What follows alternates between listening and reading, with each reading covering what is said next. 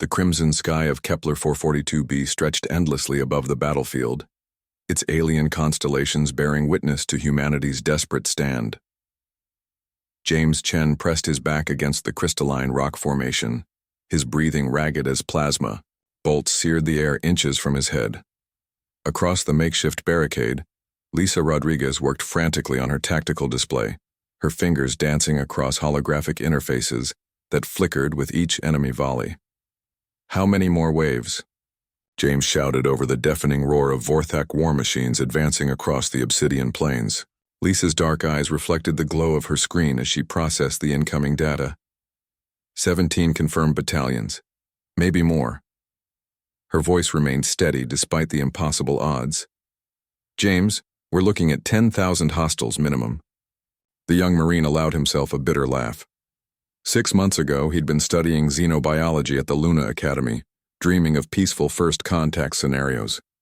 Now he was one of only 43 humans left standing between the Vorthak Imperium and the civilian evacuation ship struggling to break orbit from the colony below. The Vorthaks had seemed unstoppable when they first arrived in human space. Their ships moved like liquid mercury. Their weapons turned entire star systems to ash, and their warriors stood 12 feet tall with exoskeletons that could deflect most human ordnance. They'd conquered 17 star systems in their 1,000-year expansion across the galaxy, each species falling within weeks of first contact. Humanity was supposed to be number 18. "Contact from Admiral Hayes," Lisa announced, pressing her earpiece. Her face paled as she listened. "James, the evacuation ships need 12 more minutes to clear the gravity well." 12 minutes? James looked out at the approaching horde of chittering, multi-limbed predators that moved like a dark tide across the alien landscape. 12 minutes might as well have been 12 hours. "You know what the Vorthaks call us?" Lisa asked suddenly, her tactical display showing enemy positions now less than 2 kilometers away. James shook his head, checking his rifle's power cell, 60% remaining. "Shotal ne. It means, the small ones who should have died, quickly." She smiled grimly. "Their military analysts predicted our complete capitulation within 72 hours of first contact." "Instead, we've been holding them off for 6 months," James replied, understanding dawning in his voice. "Their histories show every species they've encountered followed the same pattern," Lisa continued, her fingers still working as she spoke. "First came fear, then desperation, then surrender. But humans—" She paused as another wave of plasma fire lit up their position. "We just keep adapting." James thought about the improvised tactics that had emerged during the long retreat to this world. Humans had learned to use the Vorthak's own technology against them, turning their plasma conduits into improvised bombs. They discovered that the aliens' compound eyes couldn't track rapid directional changes, leading to the development of the Chaos Protocol, seemingly random movement patterns that made human soldiers nearly impossible to target effectively. Most importantly, they'd learned that while Vorthaks were individually superior in almost every measurable way, they lacked something fundamental that humans possessed in abundance: the ability to think creatively under pressure. "Lisa, can you access their command frequency?" She looked at him with surprise. "Theoretically, yes, but why would you?" "Do it." Her fingers flew across the interface. Within moments, the harsh, clicking sounds of Vorthak communication filled their position through her speakers. James took a deep breath and activated his communicator. In the broken Vorthak he'd learned during the conflict, he spoke directly to their commanders. "This is James Chen of the Human Forces. We offer single combat. Your strongest warrior against ours. Winner takes the field." The plasma fire suddenly stopped. Even from 2 kilometers away, they could see the massive Vorthak formations halting their advance. Lisa stared at him in disbelief. "James, have you lost your mind? Their warriors are superior in every way," he finished. "Stronger, faster, better armored. But they're also bound by honor codes that we've been studying for months." The clicking sounds from their communicator grew more animated.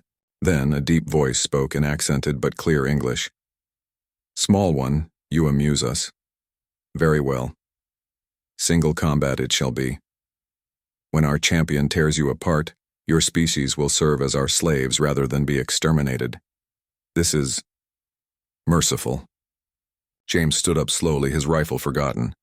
That's not quite how this works. The largest Vorthak he'd ever seen emerged from their lines, its exoskeleton gleaming like polished obsidian, energy weapons integrated into its arms, standing nearly 13 feet tall.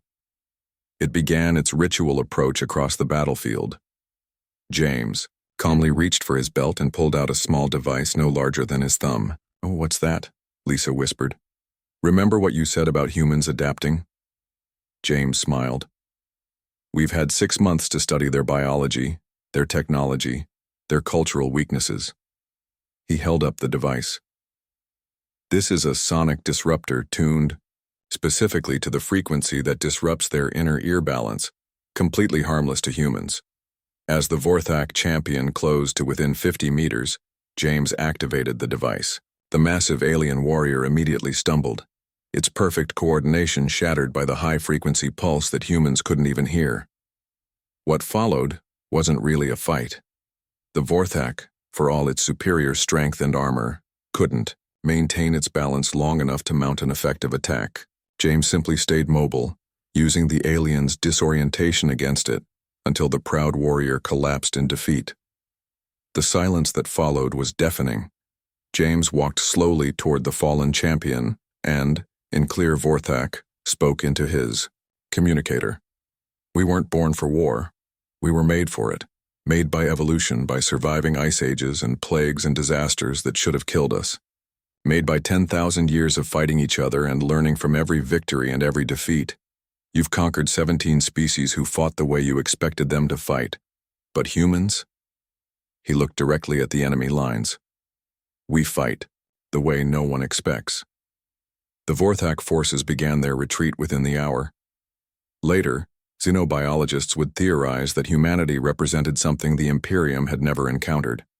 A species that had evolved not just intelligence, but tactical creativity born from surviving as persistent predators on a world that had tried to kill them for millions of years. As the evacuation ships finally cleared the gravity well, Lisa placed her hand on James's shoulder. "Think they'll be back?" James watched the alien fleet disappearing into hyperspace. "Eventually, but by then we'll have learned something new." Above them, the stars of humanity's future spread across an infinite sky, waiting to be explored, by a species that had just announced to the galaxy that they were not going quietly into the night. The war was far from over, but for the first time in 6 months humanity had reminded the universe of something important. They were the descendants of persistence hunters who had once brought down mammoths with nothing but sharp sticks and stubborn determination. Some things, it seemed, never changed.